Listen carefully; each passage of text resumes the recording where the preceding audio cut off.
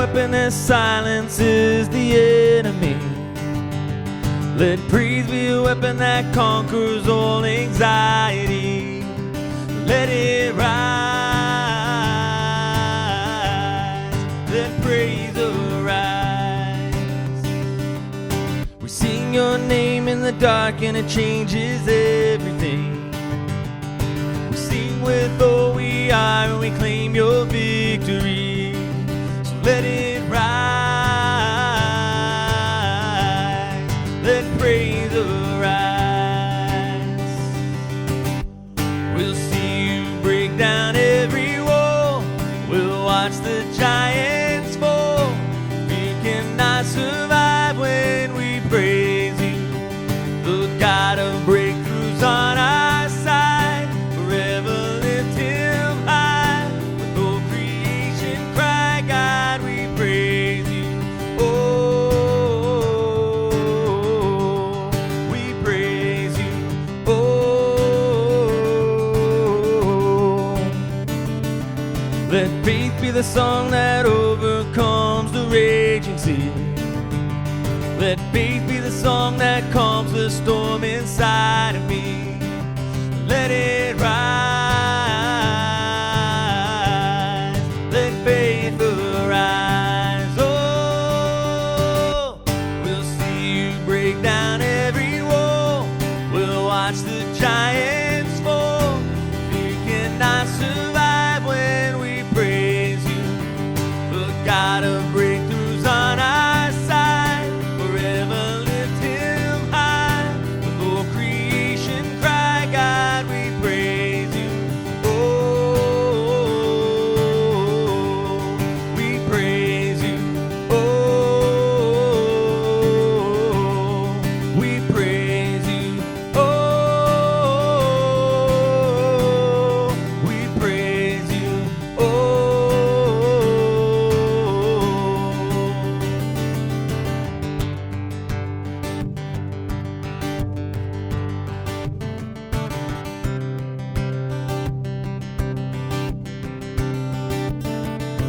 This is what living looks like.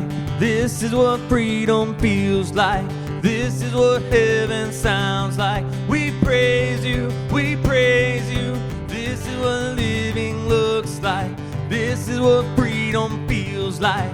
This is what heaven sounds like. We praise you, we praise you. This is what living looks like. This is what freedom feels like.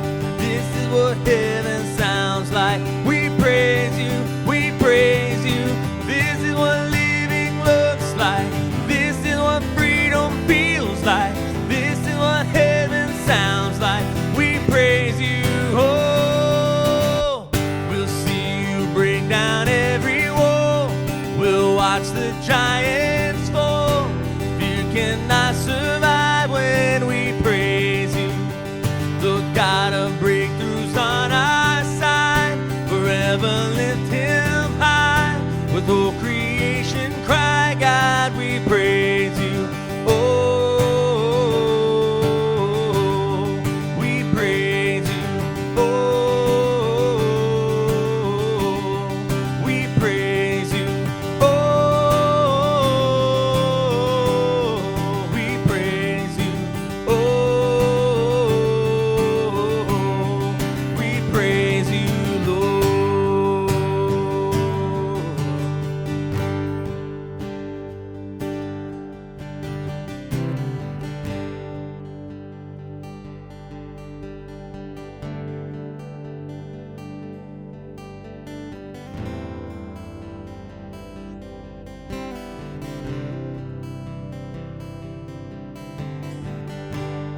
Here is where I lay it down. Every burden, every crown. This is my surrender. This is my surrender. Here is where I lay it down. Every lie and every doubt. This is my surrender. And I will make room for you.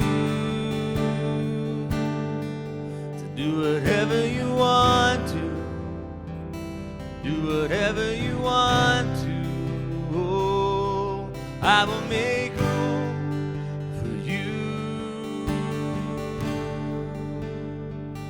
Do whatever you want to. Do whatever you want to. Yeah.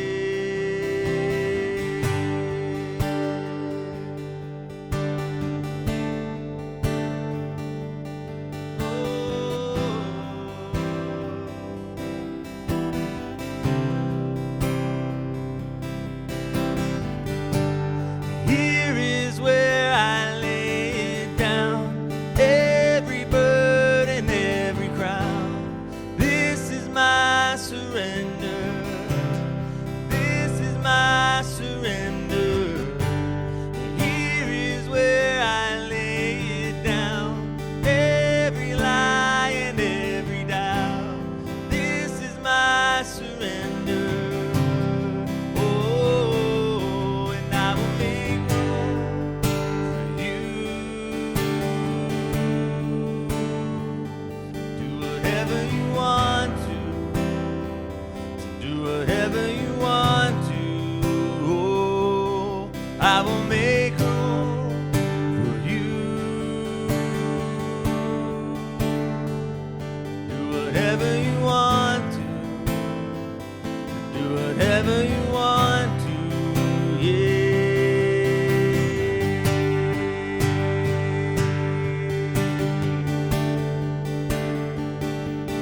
Come and do whatever you want to.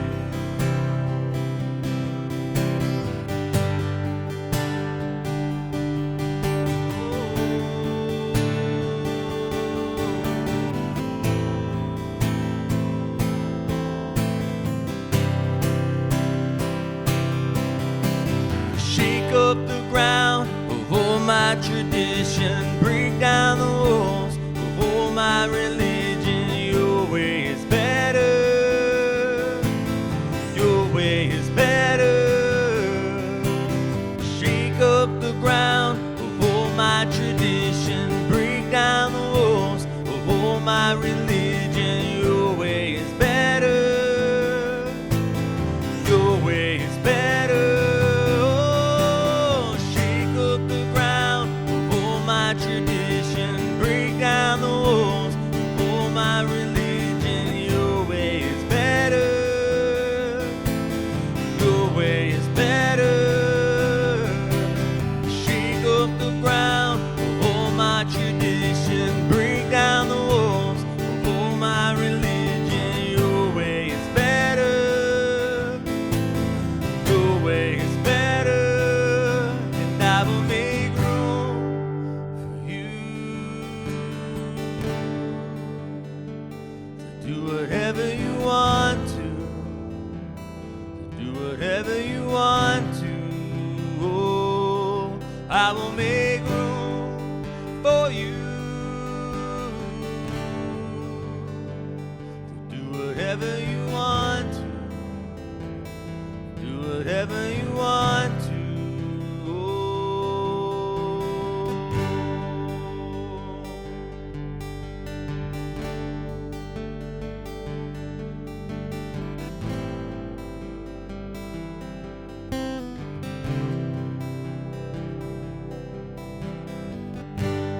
Here is where I lay it down.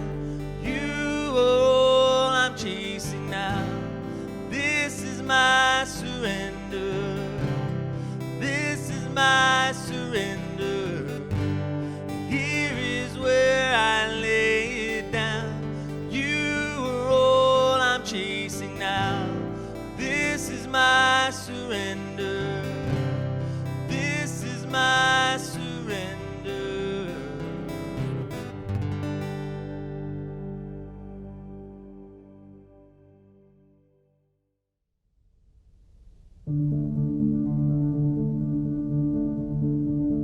The news bombards us with new social and political issues every day. From social justice to racism to sexuality and everything in between. How do we respond to these issues, and what do we say when confronted with these confounding topics?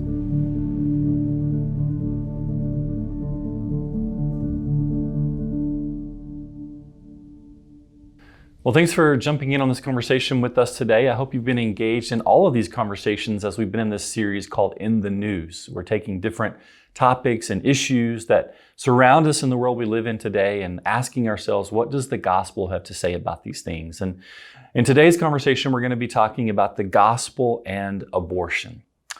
Now, interestingly enough, the Bible never uses the word abortion. Yet the Bible has a whole lot to say about the issue of abortion.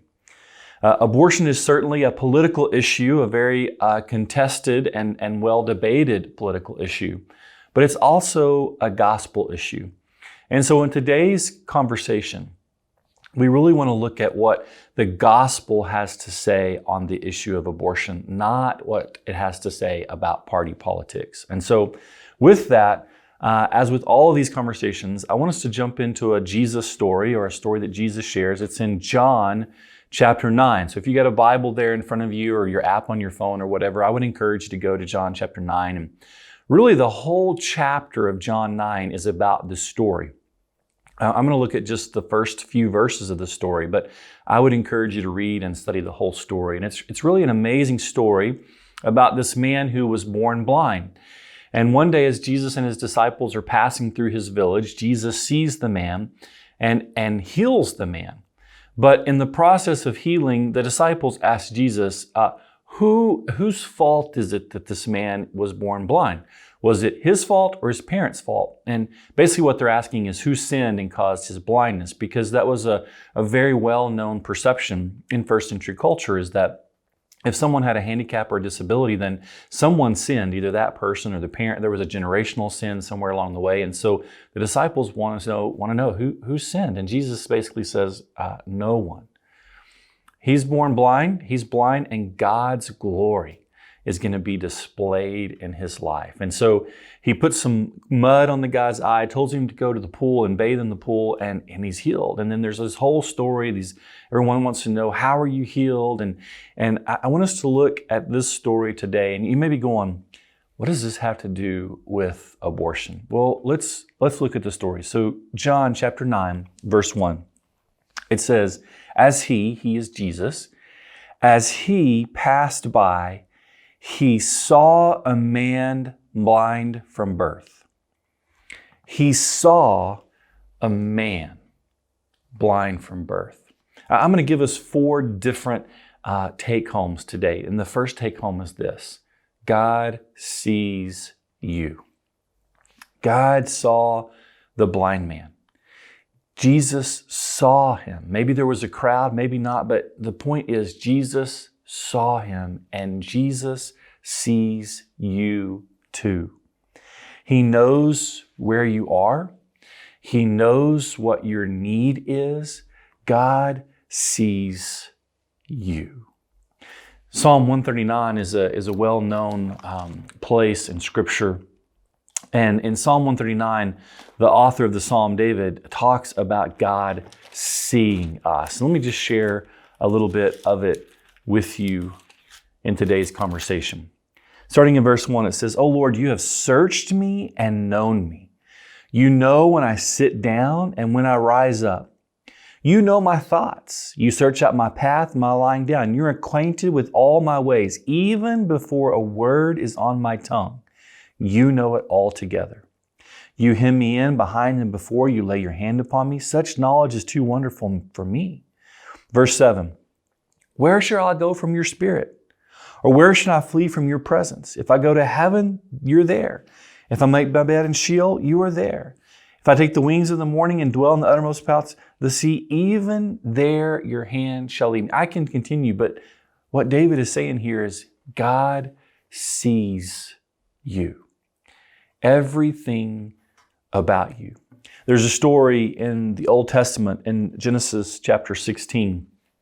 It's the story of Abraham and Sarah, and really Sarah's servant Hagar. And Sarah and Abraham have been promised that they're going to have, even in their old age, that they're going to have a child. In fact, Abraham's going to be the father of many nations. But yet they can't conceive. and they can't get pregnant. And so Sarah kind of takes things into her own hands. This was kind of common there in the culture. And so she has Abraham sleep with her servant Hagar, and Hagar becomes pregnant. And then there becomes this envy and jealousy because Sarah still can't conceive, and Abraham is conceived with her servant. And so she begins to treat her servant Hagar harshly and sends her out into the wilderness. And there she's in the wilderness and she feels left all alone. No one sees her. No one knows anything about her. And an angel of the Lord shows up. And we know from the Old Testament that usually when that happens, it's Jesus himself who shows up. And Jesus says, you're not alone. You are seen. In fact, Hagar goes on to say there in Genesis chapter 16, verse 13, you are the God who sees me. Surely I have seen him who looks after me. God sees you. And today, in this conversation about abortion, that's so true for all of us. But specifically at the very beginning of this message, I want to speak to those of you who have had an abortion, to those of you who know someone who's had an abortion. In fact, statistics tell us that 1 out of every 3 American women have either had or probably will have an abortion at some point in their life. If that's you, here's what I want you to know. God sees you. The blind man in the story in John chapter 9, he didn't have an abortion. He didn't have an unplanned pregnancy. But he knows the feelings that come with an unplanned pregnancy because as a blind man in this culture, he was alone, he was scared, and he was confused. And really his whole life was defined by his blindness. And perhaps if you've struggled with an abortion, then you feel like that's how you're defined and that's how your life has defined you. But listen, you're not defined by before abortion or after abortion. You are defined by before healing and after healing. God is the God who sees you. Yes, we have to be clear about a holy God and how he views life and how he views abortion. But we also have to be clear about a loving God who sees you, loves you, forgives you. And so I want you to know today that you are seen and you are loved. And that is to all of us. In the story in John chapter 9, verse 2, it says, his disciples asked him, Rabbi, who sinned, this man or his parents, that he was born blind? And I love what Eugene Peterson does here in response to that question in his translation of the Bible, The Message. He replies in his paraphrase. He says, Jesus said, you're asking the wrong question. It's not who sinned, his parents or him. You're asking the wrong question. And isn't that what we tend to do? We tend to start with the wrong question. We tend to focus on the brokenness or the places where things aren't right, or we tend to start in those places. And Jesus says here, that's not where you need to start. And where we need to start is at the very beginning. It's not in the brokenness that happened in Genesis chapter 3 after the fall and after sin entered the world. It's before that where we're created in God's image. Genesis chapter 1, verse 27 says we are created in God's image. And because we are created in God's image, all of us are created in God's image. There's this incredible value to life, to all life, to everyone's life, because that life is created in the very image of God. Again, if we go to Psalm 139, and I'm going to flip through the Bible here, and I would encourage you to do that with me, either in the Bible or on your phone. But if you go to Psalm 139, we can continue to read there. It's just beautiful poetry that David uses here. If I'm going to start in verse 13 this time, it says, "For you formed me in my inward parts. You knitted me together in my mother's womb. I praise you, for I am fearfully and wonderfully made. Wonderful are your works. My soul knows it very well. My frame was not hidden from you when I was being made in secret, intricately woven in the depths of the earth." Verse 16, listen to this. Your eyes saw my unformed substance. Jesus sees you. In your book were written, every one of them, the days that were formed for me, yet there was none of them. God not only sees you, listen, God knows you. And when we begin with this concept of being made in His image and begin to understand what it means for God to know us. If you flip over from Psalms to the Old Testament prophet of Jeremiah, you'll see in Jeremiah chapter 1, when the prophet begins to talk about his calling, here's what he says in verse 5. He says, the word of the Lord came to me saying, before I formed you in the womb, I knew you. That's not just Jeremiah, that's you as well. That's any life that God brings. God knows you even before you're formed in the womb. Before you were consecrated, I appointed you a prophet to the nations. And that's just not Old Covenant. In the New Covenant, Paul tells us the same thing. He says that about himself in Galatians chapter 1, verses 15 and 16. Galatians 1, 15 and 16, here's what Paul says about himself. But when He, God, who had set me apart before I was born, and who called me by His grace. You see, Paul recognized too that God knew him before he was even formed in his mother's womb. You see, God is sovereign. God has the ultimate authority over all of creation. And as part of that creation, male and female, we are made in His image, and we have divine value being made in His image. And the sovereignty of God means that He has authority then over the life of male and female.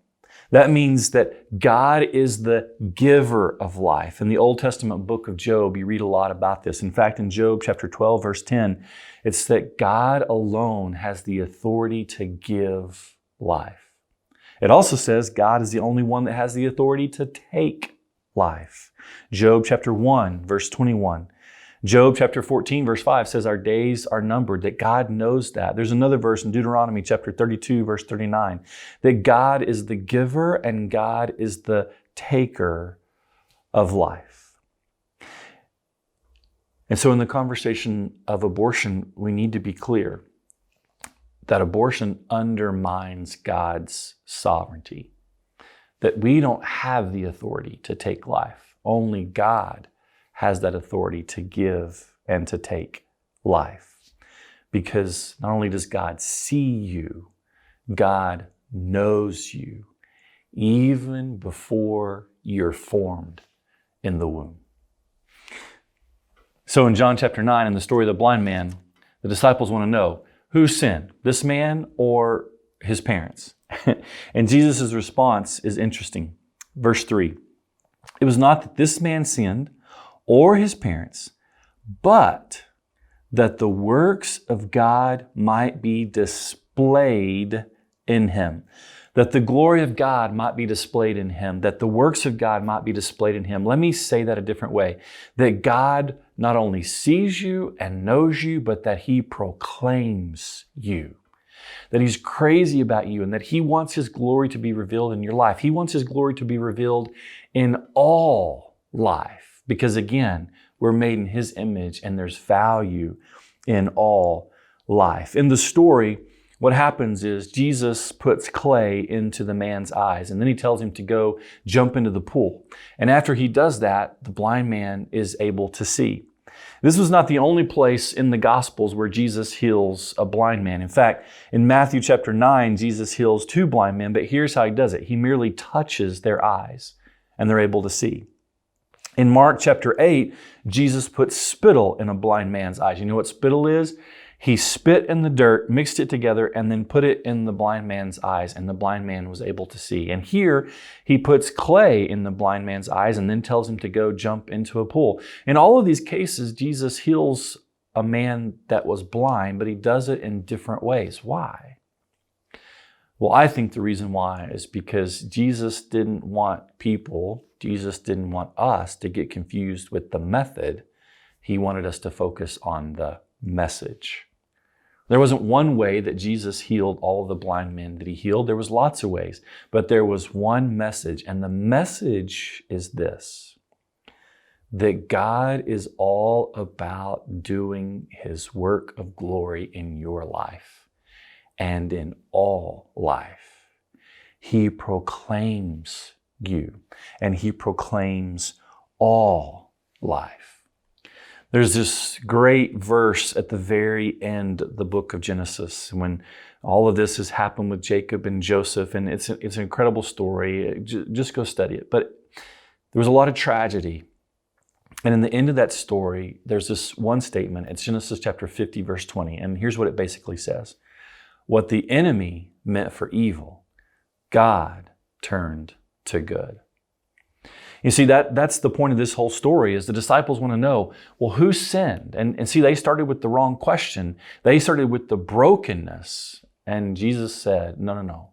Let's start with the glory. Yes, the enemy means to take brokenness and use it against us, but God takes that and uses it for good. Romans chapter 8, verse 28 says that God works good in all things. And when we're having this conversation about life, we need to understand that in all life, God works good. And glory is revealed in all of life, not just the lives that we choose. There's one other thing I want to share with you in this story, and it's this: God not only sees you, God not only knows you, God not only proclaims you, but God delights in you. See, it's the part of the story where Jesus says, we must work the works of him who sent me. In other words, Jesus told the blind man to go wash into the pool of Siloam. And that word Siloam there means which is sent. And what we need to understand is that we then are sent to do the works of the one who sent us. We are sent to do the works of God. And God delights in us when we partner with him to bring his glory to fruition in our lives and in other people's lives. We are all sent to partner with him in bringing that glory into life. And sometimes in the abortion conversation, the word term gets brought up. So when does life begin and what's the term and all of that? I think sometimes what we do is we focus too much on that whole term concept. It's like insurance policies. You can take out a term life insurance policy, or you can take out a whole life insurance policy. And we want to focus on the term life insurance policy, but really, when it comes to life, we want to focus on the whole life insurance. In other words, it's not just a debate about when does life begin. It's a debate about all of life and the whole life. You see, what the Bible speaks to is life that's not just term, but whole. And when we talk about sanctity of life, we don't just talk about sanctity of life in the womb. We talk about sanctity of life at all ages, across all stages of life. Here's another way to say it. We often refer to abortion in the womb, but there's also a realization of abortion on the way to the tomb. And life is from womb to tomb, not just in the womb. I know that may sound confusing. Let me try to clarify that. So, in Matthew chapter 25, Jesus gives an illustration of the final judgment. And there he talks about how we do this to the least of these, to those that are hungry, those that are thirsty, those that are naked, those that are homeless, those that are in prison. And that's what it means to focus on all of life. But let me put it to you this way. Let's talk about those that are hungry and thirsty. Let's talk about poverty. Did you know that 1/2 of the world's population lives on less than $2 a day? And 1 out of every 3 people on the globe don't have access to clean drinking water. Let me bring it closer to home. I don't know where you're watching from or listening from, but right here in Lubbock, Texas, 1 out of every 5 persons lives in poverty. And on the streets of Lubbock, there are at least 280 people who don't have a roof over their head. And that's even hard to track because so much of that is transient and changes day by day. What's the point? What am I trying to say? What I'm trying to say is we focus on whole life, not term life. And if we're passionate about being pro-life, then we need to be passionate about being pro-life at all stages of life, which means we're called to do the works of the one who sent us to bring life to those who are living in poverty. We're called to bring life to those who become orphans. There are 125,000 abortions performed per day across the globe. That's what the recent statistics tell us. But also every day, did you know that 5,700 children become orphans? Did you know that bringing it closer to home, right here in Lubbock County, we are ranked number 1 in the entire state of Texas in child abuse? And that there are 458 kids waiting for adoption right here in Lubbock County. 458 kids waiting adoption in Lubbock County. Do you know how many churches there are in the city of Lubbock? 403. So if each church just had one family that was willing to adopt one kid, we could take all of those orphans in Lubbock County and give them a home. James 1:27 says that's true religion, to take care of the orphans and the widows. Jesus also mentions those in prison in Matthew chapter 25. And here at Aldersgate, we have a ministry to the county jail. And we have people that go out and minister there every week. Listen, I could go on and on and on and on. The point I'm trying to make is this. If we're going to be passionate about life, we must be passionate about all life. Not just life in the womb. We must be passionate about all life from womb to tomb. And God sent us to partner with Him in bringing life to those who need life. And He delights in us when we do that. You know, the interesting thing, if you keep reading through the rest of the story in John chapter 9, is that the question that kept coming up over and over and over and over is, how were you healed? And everybody wanted to know, how did this happen? How did this take place? And again, they're asking the wrong question. The question is, who healed you? In this conversation, I've said to us, Jesus sees you, He knows you, He proclaims you, and He delights in you. The question is, who heals you? Do you see Jesus? Do you know Jesus? Do you proclaim Jesus? And do you delight in Jesus? That's the real question.